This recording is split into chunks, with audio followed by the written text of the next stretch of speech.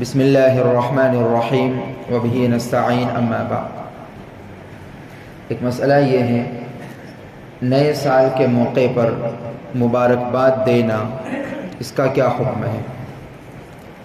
جواب یہ ہے، مبارکباد دینے کا مطلب ہوتا ہے برکت کی دعا دینا۔ مبارکبادی کا مطلب برکت کی دعا دینا۔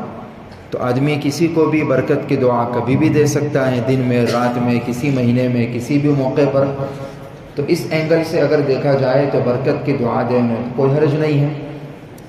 لیکن ہمارے یہاں ہر نئے سال کے شروع میں جو مبارکباد دی جاتی ہے، اور زبانی کے مقابلے میں خاص طور سے سوشل میڈیا میں زیادہ جو بس صرف میسیجز کی آپلیں ہوا کرتی ہیں، بس اکثر ایسا ہوتا ہے کہ بندہ پورا میسیج پڑھتا بھی نہیں ہے کیا لکھا ہوا ہے کیا ہے، بس ہیڈنگ دیکھ لیا کہ نئے سال کی مبارکبادی والا ہے تو فوراً آگے چپکا دیا۔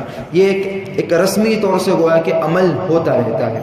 اس سلسلے میں دو باتیں سمجھے۔ پہلی بات تو یہ ہے کہ رسول اللہ صلی اللہ علیہ وسلم کے زمانے میں اور صحابہ کرام رضی اللہ عنہم اجمعین کے زمانے میں ایسا نہیں ہوتا تھا۔ یہ ہمارے زمانے میں اس طرح کا رواج چلتا ہے، اور شیخ الاسلام حضرت مفتی محمد تقی عثمانی دامت برکاتہم نے ایک بہت اچھی اصولی بات بیان فرمائی ہے۔ اس کا خلاصہ یہ ہے کہ کوئی کام جو اللہ کے نبی صلی اللہ علیہ وسلم اور صحابہ اور تابعین کے زمانے میں نہ ہو اور اس میں گناہ بھی نہ ہو تو کر تو سکتے ہیں، گناہ نہیں ہے۔ مبارکبادی دینا اور اس طرح کی میسیجز آگے بھیجنا یہ کوئی گناہ کا کام نہیں ہے، لیکن حضرت فرماتے ہیں اصولی باتیں بیان فرمائی کہ اگرچہ اس میں گناہ نہیں ہے، لیکن وہ رسم اور وہ رواج آئندہ چل کر آہستہ آہستہ بدعت کی شکل اختیار کر لے گی، ہمیں اس کا احساس بھی نہیں ہوگا۔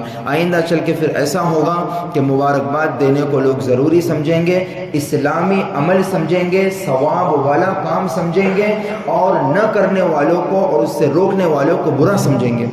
بلکہ میں سمجھتا ہوں کہ شاید ابھی بھی یہ جو روکا جا رہا ہے، بہت سے لوگ ایسے ہوں گے جو اسے برا سمجھتے ہیں۔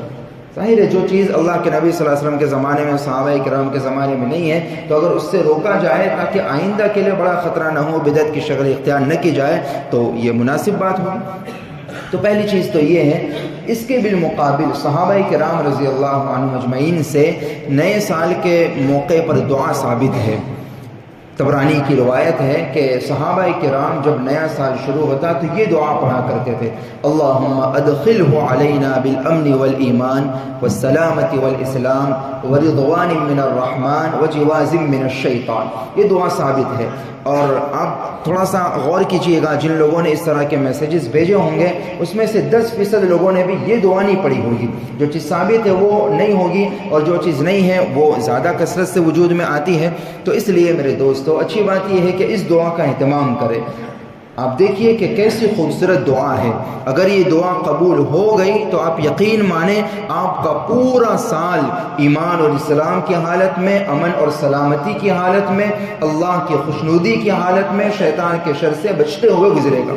دعا کا مطلب یہ، اللہم ادخلہ علینا بالامن والایمان والسلامت والاسلام، کہ اے اللہ اس آنے والے سال کو ہمارے لیے امن اور ایمان اور سلامتی کے ساتھ داخل فرما، ہمیں اس سال میں امن، ایمان، سلامتی کے ساتھ داخل فرما، اور اس حال میں داخل فرما کہ آپ کے رضامندی ہو اور شیطان کے شر سے حفاظت ہو۔ تو کیسی پیاری دعا، اس دعا کا اہتمام کرنا چاہیے۔ اس کے علاوہ ہر نئے مہینے کے شروع میں بھی حدیث میں دعا ثابت ہے، اللہم اہلہ علینا بالامن والایمان والسلامت والاسلام والتوفیق لما تحب وترضى ربی وربک اللہ۔ یہ بھی بڑی شاندار دعا ہے، اس میں عقیدہ بھی سکھایا گیا۔ آخر میں ربی وربک اللہ، چاند سے گویا کہ خطاب کیا جا رہا ہے اس دعا میں کہ میرا بھی رب اور تیرا بھی رب اللہ ہی ہے۔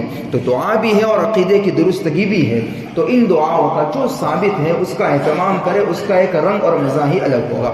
تو پہلی چیز تو یہ ہے۔ دوسری چیز یہ ہے کہ جب نیا سال شروع ہوا، نئے سال شروع ہونے کا مطلب ہے کہ پچھلا ایک سال ختم ہوا، تو یوں اگر آدمی کوئی دیکھے تو مبارکبادی کا تک بھی نہیں بنتا۔